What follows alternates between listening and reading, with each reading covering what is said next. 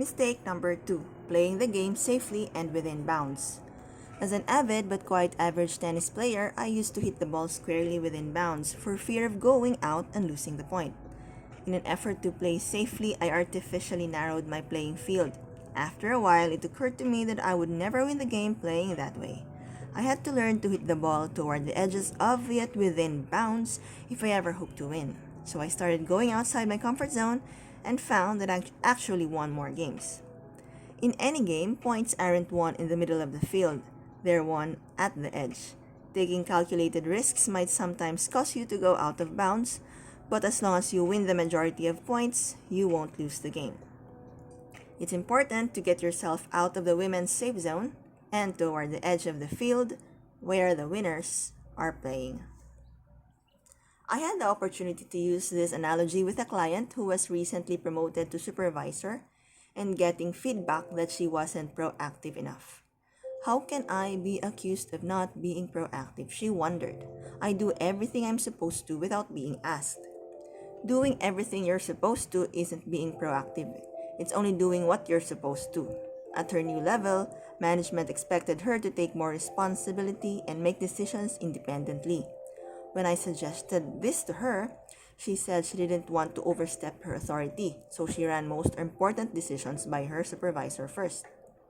I asked the woman if she played tennis, and fortunately she did. Within moments of using the analogy of playing it safe in tennis, she got it. She could understand how she wasn't using all the court available to her. By making assumptions about what would and wouldn't be acceptable to her management, she narrowed her playing field. Rather than risk hitting the ball out of bounds, she engaged only in behaviors she knew would land the ball squarely within the court. It wasn't enough for the woman's manager, who wanted her team members to take calculated risks and go beyond what was asked of them. This same phenomenon plays out in the workplace all the time. Even when a woman knows the workplace is a game, she has the tendency to play safe rather than play smart. She obeys all the rules to the letter and expects others to as well. If the policy says don't do it, then it can't be done. If it might upset someone, she doesn't do it. You never want to act unethically, but it is a game, and one you want to win.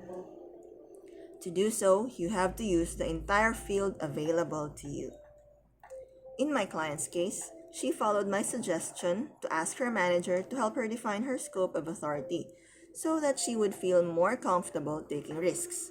The manager called me several weeks later, and during the course of conversation about another matter, mentioned that the woman was now showing more initiative and meeting her performance objectives. Now for the coaching tips. Number 1. Play the game within bounds, but at the edges. If you're not sure where the edges of your company's playing field are, look at the women or women in your workplace who are winning the game. Consider what they're doing that you should be doing too. Number 2. Write down 2 rules you interpret narrowly and always follow.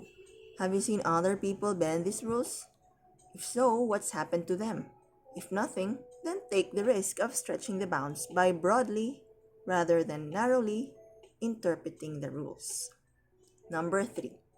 If you're not sure something is fair, do it anyway. If you're not sure something is ethical, ask.